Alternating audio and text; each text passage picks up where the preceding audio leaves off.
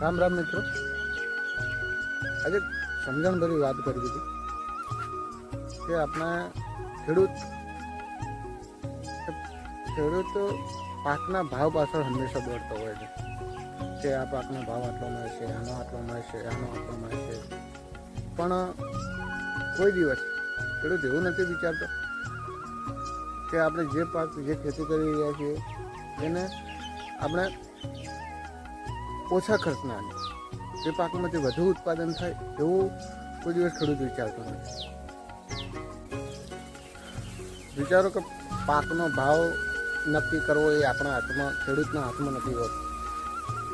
પણ જે આપણે પાક વાવીએ છીએ, જે પાકનો આપણે વાવેતર કરીએ છીએ પણ તેનો તો કઈ રીતે ઉપયોગ કરવો, એ વાવેતર કઈ રીતનું આપણે કરવું અને ઓછા ખર્ચાના અંદર, ઓછા મેન્ટેનન્સના અંદર આપણો પાક વધુ થાય એ રીતનું વિચારીને આપણે ખેતી કરવી. કેમ કે ખાતરનો વિવેકપૂર્વક અને બુદ્ધિથી ઉપયોગ કરવો,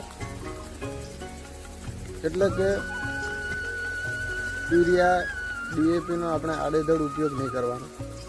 તેનાથી આપણી જે જમીનની યુરિયા અને DAP આડેધડ ઉપયોગ કરવાથી આપણી જમીનની ફળદ્રુપતા પણ ઘટે છે. આપણો પાક તો વ્યવસ્થિત જ થાય છે, એવું નથી હોતું કે આપણો પાક વ્યવસ્થિત નથી. આપણો પાક તો તમે યુરિયા DAP નાખશો એટલે આપણો પાકને તો વ્યવસ્થિત જ થવાનો, પણ એની અંદરની જે ફળદ્રુપતા હોય છે એ ઘટી જતી હોય છે. બીજું કે દવાઓનો છંટકાવ આડેધડ નહીં કરવાનો. એવું નહીં વિચારવાનું કે બાજુવાળાએ નાખ્યું છે તો આપણે પણ નાખવાનું. વિચારવાનો રોગ કયો છે, દેખી પછી દવાઓનો છંટકાવ કરવાનો. આડેધડ છંટકાવ કરવાથી કે એમાં શું નુકસાનનો આપણે ખેડૂતને જ હોય છે, બીજા કોઈને કોઈ એવું નુકસાન હોતું નથી.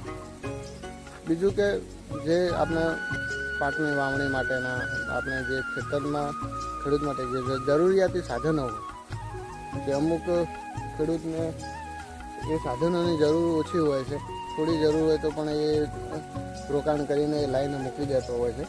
તો એ પણ ન કરવું જોઈએ ખેડૂતને, એ ન કરવું જોઈએ. તેમાં શું છે કે જો જરૂર પડતી હોય તો 2-4-5 ખેડૂત ભેગા થઈને એને લાવવાનું, તો શું બધાનો ઉપયોગ થાય ને તમારે ઓછું મેન્ટેનન્સ કરવું. દેખો મિત્રો, આ જે તમને વાત કરી એ તમને કેવી લાગી હોય, તમને જો એક સારી વાત લાગી હોય તો કોમેન્ટમાં કહેવાનું ભૂલતા નહીં મિત્રો. કે પણ જે છે ખેડૂત હંમેશા વિચારીને ખેડૂતના હાથમાં ખેડૂતનો જે પાક હોય એનો ભાવ તો આપણા હાથમાં નક્કી કરવાનું નથી હોતું, પણ એનું જે ખેતી કરતો એનો ભાવ, એનો જે ઓછા ખર્ચના અંદર વધુ ઉત્પાદન થાય એ રીતનું કરવું ખેડૂતના હાથમાં હોય છે.